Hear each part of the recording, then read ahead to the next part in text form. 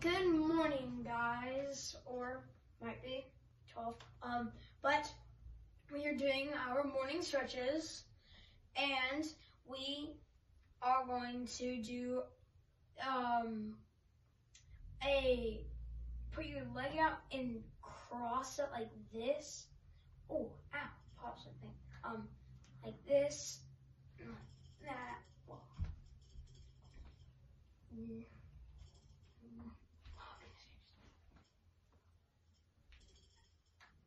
And now we will do, stretch your arms back like this, and see if you can clap your hands. That, I got it loud that time. And if you can't do that, you can go like this, and come up and do it.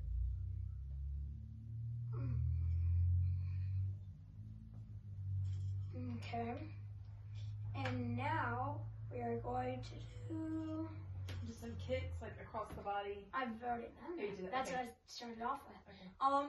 We're going to do touch your toes.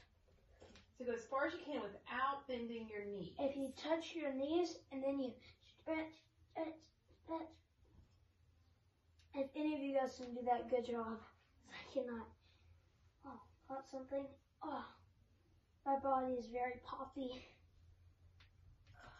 We'll do one more. Let's do hook it up. Hook up. Okay, hook up. So, that's always good to end with a hook up. Arms straight, cross, flip over, cross legs, bring it up, and put your tongue on the top of your rib. The roof of your mouth. Roof of your mouth. Top of the roof. Okay, and hold that for a few minutes. Do like at least a couple of deep breaths in the hook up position. You want a nice hook up. Get your. I can't talk. You don't have to say anything. I said do a deep breath. Okay. Good. And look, you're losing your hook up. Nice tight up underneath your chin. Tight. There you go. Good. Okay. All right. There we now have we're it. going to do I think that's a good. whatever we're going to do. Okay. I do not know. Okie doke. Okay.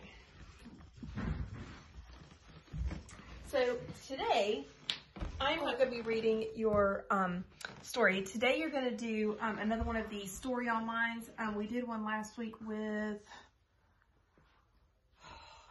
something about a dinosaur that we did last week. So Sarah Silverman is going to be reading your story to you today, and it's called A Tale of Two Beasts.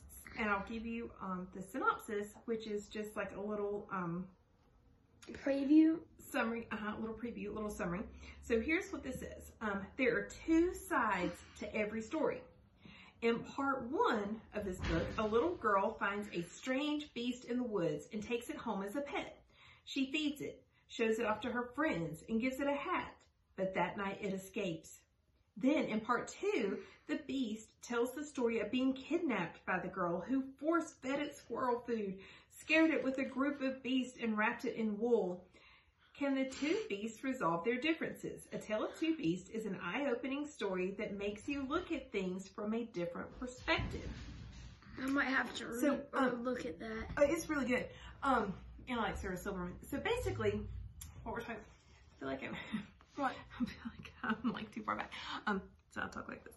Do you want me to scoot the tripod back? You could. That would be easier than breaking your neck. Me trying to talk like this. Scooch you back a little bit. Ah, perfect. That's good. Perfect. All right. Lovely. Okay. So here's the takeaway from this story. A couple things. One, there's a difference in point of view and perspective. Point of view is like first person and second person. And like who's telling the story. So like it is narrator. So like if Eli's telling a story about what happened to him on a camping trip, is coming from Eli's point of view. He's telling first person. Well, that's what it is. Okay. Yes, first person. But I want to get a thought out. Okay. Okay, so Eli's point of view, if he's telling the story. So the point of view is the person who's telling the story. Now, perspective, people can have different perspectives on things. And it's like your take, how you feel about what happened. And I don't know, you guys have probably heard that saying before, there's two sides to every story.